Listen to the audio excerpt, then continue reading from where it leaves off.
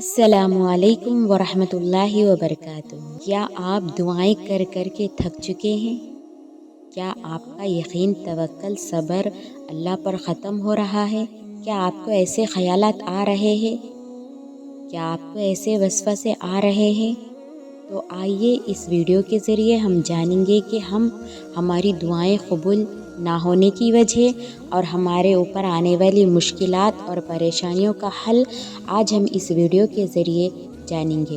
تو ناظرین، ہماری ویڈیو کو آخر تک ضرور دیکھیں، لائک، شیئر، سبسکرائب ضرور کریے گا۔ جزاک اللہ خیرن کثیرا۔ اگر تم چاہتے ہو کہ سکون تمہارے قریب ہو جائے تو تم اللہ کے قریب چلے جاؤ اور توکل رکھو۔ تمہاری ہر مراد، ہر فریاد کا جواب ضرور آئے گا اور تمہارے حق میں آئے گا۔ وہ جب تمہیں خود تک لے آتا ہے تو تمہیں تم تک بھی لے آتا ہے۔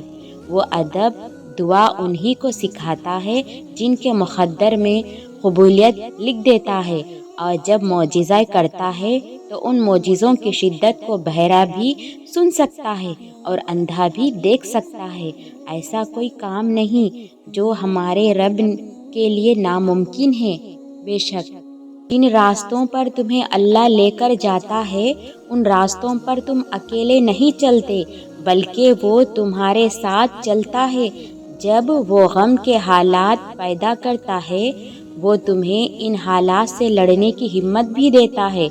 وہ نہیں تمہیں خوشی میں تنہا چھوڑتا ہے اور نہ ہی غم میں۔ میں کتنی بڑی بڑی رکاوٹیں کیوں نہ آ جائے، کوئی ایسی رکاوٹ نہیں جو تمہاری آواز کو اس تک نہ لے جانے دے، کوئی ایسی پکار نہیں جو اللہ نے تمہاری سنی نہ ہو۔ اگر وہ دیر کر رہا ہے تو ممکن ہے کہ اس کے پیچھے اس کی کوئی مصلحت ہو، یا تمہارا مانگنا اسے پسند آ گیا ہو۔ اس کو وہ اپنی جانب لانے کا ارادہ کر لیتا ہے، اس کو پھر اس کی نصیب کی ڈور میں الجھا دیتا ہے۔ جس کو اس نے اپنے قریب لانا ہو اسے دنیا کی اصلیت دکھا کر باقیوں سے فاصلہ بڑھا دیتا ہے۔ جب منزل تک پہنچنے کی تمام راہیں بند نظر آئے تب بھی یاد رکھنا کہ ایک ایسی راہ ہے جو ابھی بھی تمہارے لیے کھلی ہے۔ جو کوئی بھی شخص تمہارے ساتھ چلنے پر آمادہ نہ ہو تب بھی توکل رکھنا کہ وہ شارق سے بھی زیادہ قریب ہے، وہ آج بھی تمہارا منتظر ہے۔ اللہ تمہاری چاہت سے کبھی انکار نہیں کرتا، بس وہ اس چاہت تک پہنچنے والے طریقے کو بدل دیتا ہے، کیونکہ وہ طریقے تمہارے لیے تکلیف دہ ہوتے ہیں۔ یہی اس کی عطا کا انداز ہے کہ وہ پہلے تمہیں مانگنا سکھاتا ہے اور پھر وہاں سے عطا کرتا ہے جہاں سے ملنا تمہیں ممکن نہیں لگتا۔ وہ تم سے گزر کر ہی تم تک لاتا ہے۔ وہ تمہیں پہلے تمہاری پہچان کرواتا ہے، پھر اپنا پتہ دیتا ہے۔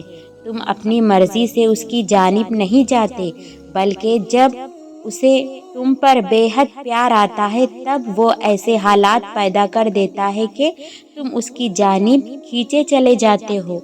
ہو ہی نہیں سکتا اس طوفان کے بعد تمہارے لیے اللہ کی مدد نہ ہو۔ اس جہاں کے پار ایک مقام ہے جس کو عرش الہی کہتے ہیں، اور وہاں ہر صدا پہنچتی ہے، وہاں خاموش چیخیں سنی جاتی ہے، وہاں ایک ایک پل، ایک ایک آنسو کا حساب رکھا جاتا ہے۔ تو تم پرسکون ہو جاؤ، وہاں زیادتی نہیں ہوتی۔ ہر آنکھ سے بڑھ کر دیکھنے والا تمہارا یہ حال دیکھ رہا ہے، وہ واقف ہے ہر اس ظلم سے جو دنیا نے تم پر کیے۔ وہ تمہیں اس کا ایسا اجر دے گا کہ تم اپنی خوش نصیبی پر خود رشک کرو گے۔ وہ مہربان رب کچھ نہیں بھولتا۔ اور تم سے یہ کس نے کہہ دیا کہ جو چھن جائے وہ واپس لوٹایا نہیں جاتا؟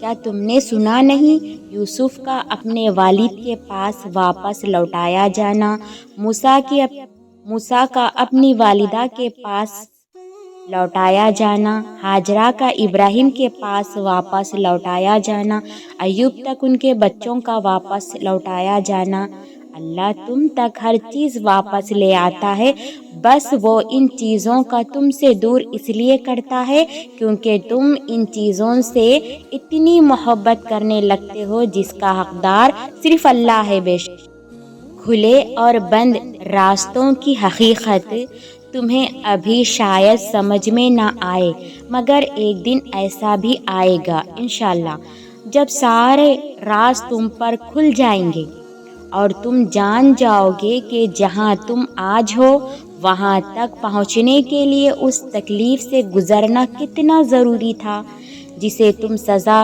سمجھا کرتے تھے، کیونکہ بے سکونی کے بعد اللہ ایسا سکون دے دیتا ہے کہ پھر بے چینی کبھی روح کا حصہ نہیں بن پاتی۔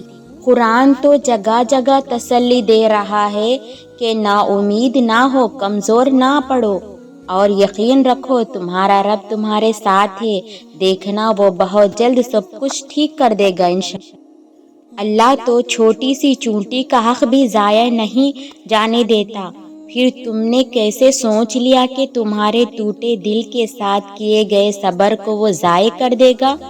یقین رکھو دعائیں نام پکارتے ہوئے واپس آتی ہے جب قبولیت کا کن کہہ دیا جاتا ہے۔ اگر اللہ تمہاری مدد کرے تو تم پر کوئی غالب نہیں آ سکتا، اور اگر وہ تمہیں چھوڑ دے تو اس کے بعد کون ہے جو تمہاری مدد کرے؟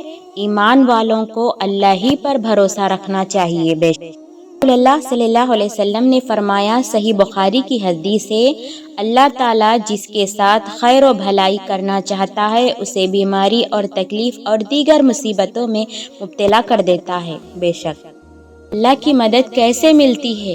میں نے کہا، تیری مدد کیسے ملے گی یا رب؟ جواب ملا، صبر اور نماز سے مدد لیا کرو۔ میں نے کہا، میں بہت گناہ گار ہوں۔ جواب ملا، اللہ کی رحمت سے مایوس نہ ہو، اللہ سب گناہوں کو بخش دے گا۔ میں نے کہا، میں بہت اکیلی ہوں۔ جواب ملا، بے شک ہم تمہاری شارک سے بھی زیادہ قریب ہیں۔ میں نے کہا، میرے دل کو سکون نہیں ہے۔ جواب ملا، بے شک اللہ کی یاد میں ہی دلوں کو سکون اور اطمینان ملتا ہے۔ میں نے کہا، مجھے کوئی یاد نہیں کرتا۔ جواب ملا، تم مجھے یاد کیا کرو، میں تمہیں یاد کروں گا۔ کبھی کبھار اللہ آپ کا دل توڑتا ہے، سزا کے طور پر نہیں بلکہ آپ کی رہنمائی کے لیے، کیونکہ بعض اوقات ہم بری چیزوں سے محبت کرنے لگتے ہیں اور وہ چیزیں ہمیں آگے مسلسل تکلیف دینے والی ہوتی ہے۔ اصل میں یہ وہ چیزیں یا وہ انسان ہوتے ہیں جن پہ ہم اللہ سے زیادہ بھروسہ کرنے لگتے ہیں اور ہمیں بھی خبر نہیں ہوتی۔ بے شک اللہ جب کسی کو اپنی طرف لانا چاہتا ہے تو اسے کسی کے ہاتھوں ضرور توڑتا ہے تاکہ اسے احساس ہو جائے کہ اللہ کی محبت کے علاوہ سب محبتیں فنا ہے۔ بے شک